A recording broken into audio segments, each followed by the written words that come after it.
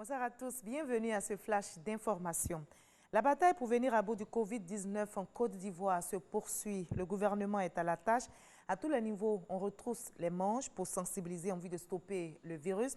L'État ivoirien n'est pas seul dans la bataille. Le Fonds monétaire international va apporter sa contribution. 531 milliards de francs CFA, c'est la somme que le FMI va débloquer pour soutenir l'engagement des Ivoiriens dans cette lutte. Adam Akoni. Le Fonds monétaire international, FMI, renouvelle sa confiance à la Côte d'Ivoire. Le conseil d'administration de l'institution vient d'approuver 2 décaissements en faveur du pays. Au premier guichet, la Côte d'Ivoire pourra encaisser plus de 295 millions de dollars, soit 177,2 milliards de francs CFA au titre de la facilité rapide de crédit, FRC. Le second guichet auquel la Côte d'Ivoire peut se présenter est celui de l'instrument de financement rapide, IFR.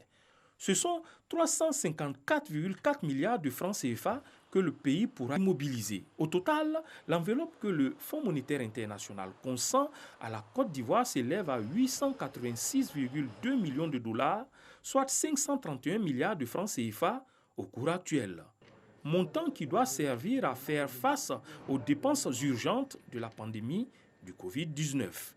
Les administrateurs du Fonds monétaire international ont été sensibles au plan d'urgence sanitaire d'une part et d'autre part à la riposte économique et sociale présentée par la Côte d'Ivoire.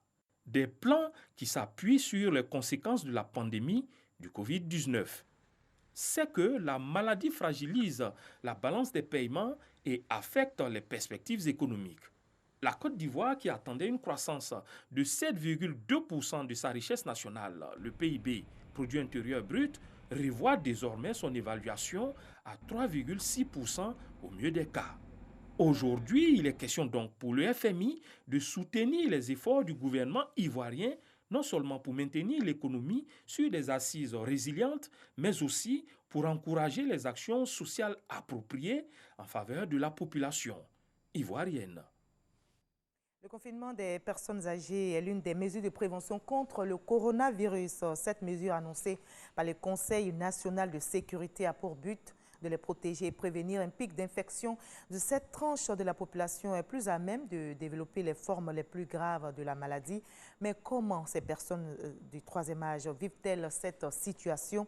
Le coronavirus a-t-il réussi à chambouler leur quotidien? Quel est le nouveau programme des personnes âgées en ce temps de confinement? Vous aurez les éléments de réponse dans l'édition de 20h. Le respect des mesures barrières nous protège et protège les autres de ce virus mortel. On est tous invités donc à faire passer le message pour barrer la route au Covid-19. Et c'est à cet exercice que le ministre des Ressources animales et halieutiques s'adonne sur le terrain.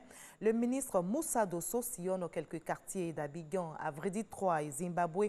Il a échangé avec les acteurs du secteur de la pêche sur l'intérêt du respect des gestes barrières. Hors de la Côte d'Ivoire, la pression s'accentue ces derniers jours sur la Chine. Le laboratoire de Wuhan est pointé du doigt comme une probable source du coronavirus, mais Pékin dément être à l'origine de la pandémie. Selon la plupart des scientifiques, le nouveau coronavirus a probablement été transmis à l'homme par un animal et le laboratoire de Wuhan alimente donc depuis des mois les hypothèses d'une fuite depuis ces installations sensibles. La France et la Grande-Bretagne ont mis en doute la transparence de Pékin sur cette crise, tout comme les États-Unis. Donald Trump qui affirme d'ailleurs que la Chine devrait faire face à des conséquences s'il s'avérait qu'elle a été sciemment responsable de cette pandémie. Ce dimanche, les électeurs maliens sont aux urnes pour renouveler leur assemblée. Le second tour se tient en pleine pandémie mondiale de coronavirus et alors que la crise sécuritaire continue au nord et au centre du pays. Il reste encore 125 députés à élire. Sur 147 députés, 22 ont été élus au premier tour. Parmi eux, Soumaïla Cissé, et ce malgré son absence, car le chef du file de l'opposition a été enlevé par un groupe djihadiste le 25 mars dernier. On va terminer par le Tchad, où 44 prisonniers du groupe djihadiste Boko Haram, capturés par l'armée tchadienne au début du mois dans la province du Lac, se seraient suicidés dans leur cellule dans la nuit de jeudi à vendredi, selon les autorités tchadiennes. Ils avaient été remis à la justice mercredi après avoir été capturés lors de la contre-offensive de l'armée tchadienne à l'attaque meurtrière de l'une de ses bases. On va se retrouver à 20h pour la grande édition. À tout à l'heure.